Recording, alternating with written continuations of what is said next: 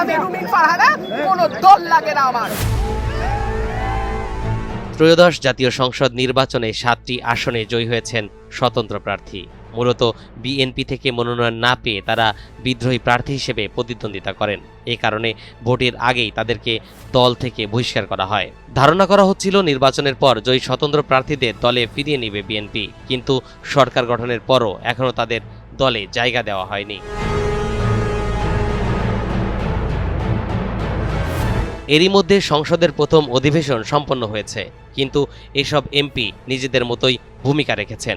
এর মধ্যে ব্রাহ্মণবাড়িয়া 2 আসন থেকে নির্বাচিত এমপি ব্যারিস্টার রুমিন ফারহানা সরকারের বিপক্ষে অবস্থান গ্রহণ করেছেন। তিনি সরকারের গঠনমূলক সমালোচনাও করছেন। তাই আগামী দিনগুলোতে এসব এমপির অবস্থান কি হবে, আসলেই তাদের রাজনৈতিক শেষ ঠিকানা কোথায়, এ নিয়ে নানা আলোচনা সমালোচনা হচ্ছে। অকটেন ডিজেলের মজুদ আছে, কতদিন চলতে পারবে? পাম্পগুলো কেন পর্যাপ্ত পরিমাণ তেল পায় না? নির্বাচনের আগে দলের মনোনীত প্রার্থীদের চ্যালেঞ্জ করেন বিএনপির একাধিক স্বতন্ত্র প্রার্থী। এতে করে তাদের দল থেকে বহিষ্কার করা হয়। যদিও ভোটের লড়াইয়ে 7 জন জয়ী হয়েছেন। তারা হলেন ব্রাহ্মণবাড়িয়া 2 আসনের ব্যারিস্টার রুমিন ফারহানা। তিনি ছিলেন বিএনপির আন্তর্জাতিক বিষয়ক সহসম্পাদক। বিএনপি জোটের জমিয়তে উলামায়ে ইসলাম বাংলাদেশের সহসভাপতি জুনায়েদ আল হাবিবকে পরাজিত করে তিনি এমপি নির্বাচিত হন। এরকম দেখায় আপনাদের, খোঁজ নেন, প্রশাসনে বসে আছেন, খোঁজ নেন। প্রতিদিন গোসলে সিরামের উজ্জ্বলতা মেরি সিরাম সোপ বার। টাঙ্গাইল 3 আসনের প্রার্থী লুৎফর রহমান খান আজাদ। তিনি 2001 সালে বিএনপি সরকারের প্রতিমন্ত্রী ছিলেন। তিনি ত্রয়োদশ জাতীয় সংসদ নির্বাচনে তার নিকটতম প্রতিদ্বন্দ্বী বিএনপির প্রার্থী ওবায়দুল হককে পরাজিত করেন। স্বতন্ত্র প্রার্থী হয় তাকে বিএনপি থেকে বহিষ্কার করা হয়।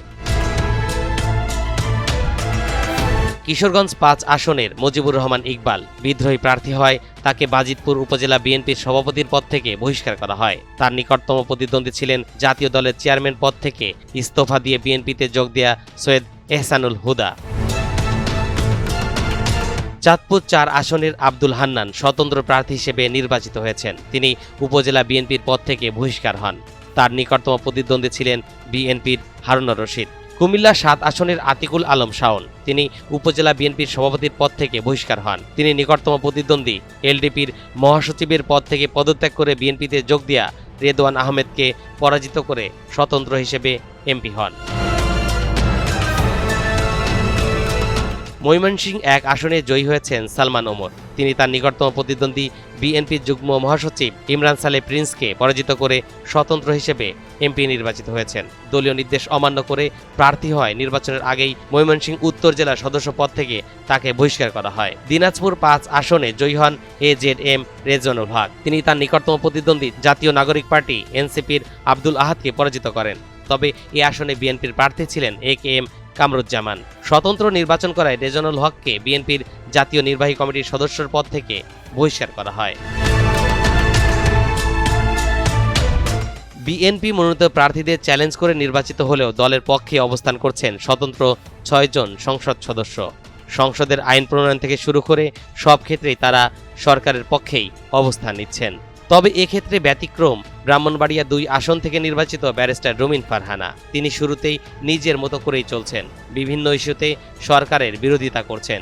তিনি সাফ জানিয়ে দিয়েছেন, কোনো দল নয়, আপাতত নিজস্ব অবস্থান থেকেই মানুষের পক্ষে কথা বলতে চান। আগামী দিনগুলোর রাজনৈতিক পথচলা কেমন হবে, সরকারি দলের সঙ্গে এ নিয়ে আলোচনা হচ্ছে কিনা জানতে চাইলে কয়েকজন এমপি জানান তারা নিজস্ব অবস্থান থেকে ভূমিকা রাখতে চান।